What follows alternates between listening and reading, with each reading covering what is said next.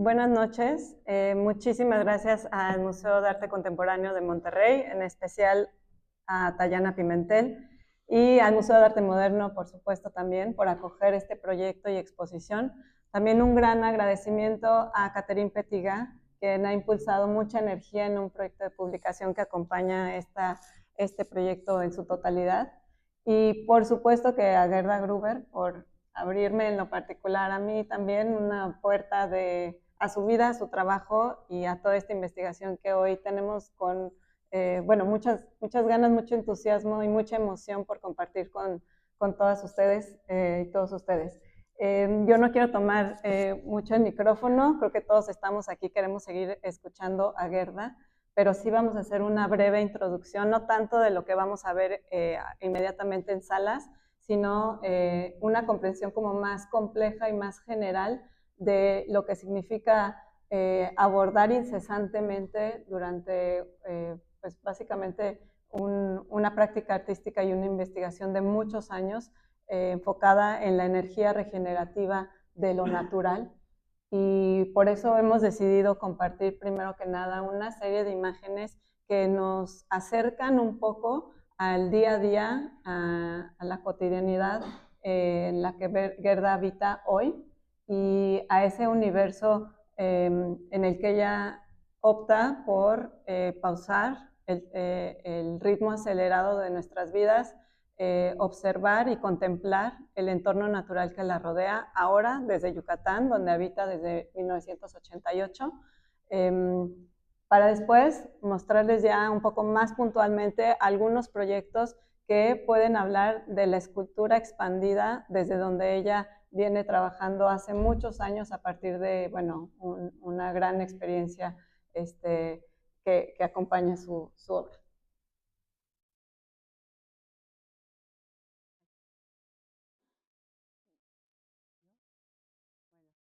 Ah, bueno, muchas gracias que están presentes aquí. Yo no soy muy grande en hablar, pero sí voy a intentar de hacerme entendible y a través de ciertas imágenes que se enseñan un poco mi microuniverso. ¿Qué quiero decir con microuniverso? Es que yo, en mi despertar en la mañana, camino en el jardín y cualquier hoja o cualquier flor o cualquier telaraña o cualquier cosa que se me presenta en el camino así a mi trabajo, lo retrato y lo trato de hacerlo lo más preciso para yo lo entiendo la diversidad que se me ofrece en la vegetación. Entonces, no son las es mi fuente de inspiración. Ninguna de las fotos que ve aquí son después visibles en mi obra, pero sin esto no llega a mi obra. Esa es una de las cosas que es sumamente importante como estudio las estructuras, como forma redes, como todo de repente empieza a encuajar en una obra que define después bueno, su razón de ser. Y todo eso son hojas arrugadas, son hojas secas, su movimiento me inspira, sus colores son simples, son honestas, las texturas son vestigios de ciertas décadas, de ciertas épocas, y entonces eso todo forma mi criterio en hacer un planteamiento en una obra que quería hacer. Mira, hablamos mucho de las semillas y de mis 50 años aquí en México. Yo me siento como un poco gitana porque mis 50 años estaba pendulando entre Monterrey, Mérida y México. Y muchas veces hablamos de las semillas. Las semillas se plantan de diferente manera. Una es la educación, es una semilla que plantas y responde después la manera como el alumno lo percibe y lo trabaja. Y la otra es la semilla que yo encuentro y trato de de hacer su utilidad en su crecimiento y en su manera como puede ser útil dentro de una sociedad que necesita este apoyo. Por ejemplo, pues aquí tenemos algunos estudios como juego con las semillas que lo recojo nada más para hacer un poquito una idea como me gustaría desarrollar ciertas formas. Pero bueno, entonces más no sé. Bueno, evidentemente es muy claro que la propuesta de Gerda a lo largo de los años no ha sido generar una traducción de esta inspiración, sino que observar con detenimiento las estructuras de esta inteligencia que vemos en las semillas, en los nidos, en las formas naturales, como construcciones pues cuasi arquitectónicas que se pueden revelar no nada más en plantas, en semillas, en el cuerpo humano, y que nos van haciendo o permitiendo entender que hay una importancia en el resguardo de vida que cada una de estas estructuras conlleva. Y eso creo que también ese concepto de refugio ampliado es algo que quizás sea interesante que compartas un poquito al respecto desde tus tiempos de niña y que te trajeron aquí a encontrar un refugio ampliado en México. Sí, bueno, desde yo pienso que yo estaba haciendo estudios en el arte y su ejercicio, siempre estaba retomando la posibilidad de entender la vida y la protección, en qué situación se encuentra y hasta cuándo se debía estar protegida. Cualquier semilla o cualquier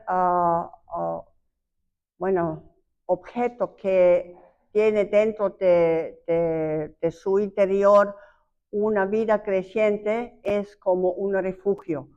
Y ese es una semilla, es un refugio, un nido es un refugio, porque también crece allá un pajarito o algo así que va a estar por un rato protegido por cualquier cosa que sucede. Entonces, este afán mío de señalar o trabajar la protección o hacerlo visible la protección en la naturaleza, también dentro de mí mismo, como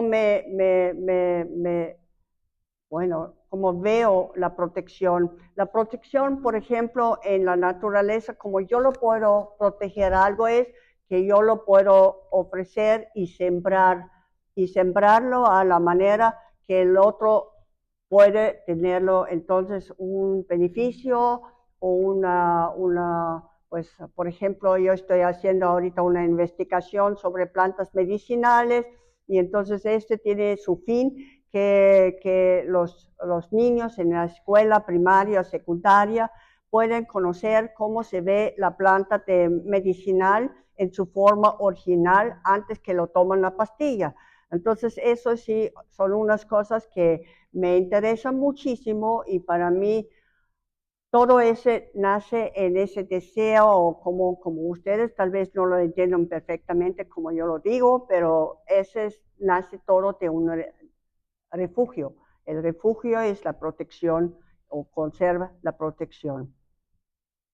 Bueno, tú de niña migraste a Austria, donde encontraron una especie de refugio junto con tu familia. Sí, pues la primera, bueno, yo soy un producto de la postguerra y todo eso, pero bueno, yo nunca voy a estar dejando ser emigrante, pero todos somos emigrantes porque no pertenecemos a este planeta. Entonces, pues, somos de no sé dónde. Entonces, yo creo que, pero más obvio es que soy yo. Entonces, mi papá se refugian desde Eslovaquia a Viena y en Viena crezco. Entonces, bueno, obviamente que nos tocó en la posguerra, pues no había un palacio que nos recibe. Eso es como muchas veces ahorita en estas épocas donde en todos lados hay refugiados o emigrantes o guerras, etcétera. La situación, la verdad, no es la más agradable. para las gentes que son refugiados o emigrantes, pero también se necesita ver cómo se puede salir de esta situación de la manera positiva y hacerlo a trabajar este fenómeno de ser emigrante en una forma que puede ser después como algo que protege, algo que crece, que algo que lo sembras. O sea, yo estoy en ese es mi rol. Yo no tengo otra ahorita que ofrecer, yo creo. Voy a tratar de adelantarme un poquito a estas imágenes. Ya estamos por terminar esta parte. Sí. Esos son todos los estudios de las hojas que yo recojo, lo junto, estudio sus formas, sus pliegues. Y bueno, aquí tenemos una forma que es muy, muy peculiar. Ese es el jícara, que es típico de Yucatán, que tiene una leyenda muy grande, que los jugadores de pelota eran unos príncipes mayas y cuando ya uno y el otro lo ganó, lo zapatearon y lo colgaron en el árbol y después nacieron esas cabezas. Entonces, eso es la jícara y su leyenda. Entonces, esta es una semilla que yo empecé de formar para estudiar ciertos movimientos que me gustaría rescatar y hacer un vestigio de esta forma. Es una planta medicinal que en realidad la semilla es venenosa, pero la raíz es beneficiosa. O sea, hay que saber qué de las plantas medicinales se come o a qué parte es bueno o no. Bueno, aquí llegamos ya a los resultados de este trabajo. Bueno, Tayana mencionó que una de las pautas para también explorar un poco por dónde hacíamos un camino, o comenzábamos un camino curatorial en relación a esta exposición, y eso tenía que ver un poquito con cómo recuperar la historia de Gerda en relación a esta localidad, a esta región. Y bueno, cuando Gerda fundó el taller de escultura en barro en 1976, casi inmediatamente después recibe esta invitación de Cerámica Regiomontana a venir a realizar y concebir en conjunto un taller experimental pues sí, de escultura y en general de participación de artistas, pero también de trabajadores de la misma empresa. Esa invitación se replicó después en otros espacios, en otras industrias, como Aceros de Monterrey y como Vitro. Entonces, ese fue un periodo, digamos, muy interesante porque Gerda pudo explorar con diferentes materiales que quizás no habían sido materiales con los que ella había trabajado extensivamente en el pasado, pero permitieron ir ampliando inclusive su perspectiva en el ámbito docente y cómo compartir con los estudiantes que no era nada más una perspectiva que se originaba a partir del barro, sino que también era trabajo de los materiales, le permitía más bien utilizarlos como herramientas para transmitir ideas y una línea de investigación muy clara y concisa. Estos fueron básicamente 25 años de relación de ida y vuelta entre Ciudad de México y Monterrey. Y por último, compartirles un poco de dónde proviene toda la exposición y básicamente de lo que vamos a ver hoy.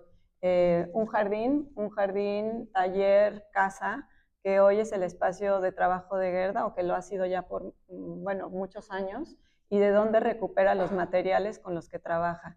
Es un trabajo incesante de transformación de lo natural, de la metamorfosis de esos materiales, de otorgarles una nueva oportunidad o vida a troncos que alguien o algo ha quemado, que se han convertido en desechos, a semillas, bambú, palma, en fin, yute y textiles diversos, que cada vez han llevado su práctica a un ámbito mucho más, digamos, orgánico, por así decirlo. Esta es una imagen que simplemente nos habla un poco de una colección de semillas que ella comenzó hace muchos años y que se va traduciendo en varios de los proyectos que vamos a ver hoy en las salas. Gerda hablaba ahorita de proyectos un poco más efímeros, donde ella hace una inmersión y en espacios educativos que no forzosamente saben que contienen en su interior o en sus espacios, que conviven todos los días con una obra viva, escultórica de arte. Pero esa no es, digamos, su primordial relevancia, sino que en este caso, y esta es una pieza que como no podíamos traer, queríamos poder compartirla un poco con todos los públicos que se acercarán a la exposición. Es un proyecto que en las afueras de Mérida concibió Gerda alrededor de 2007.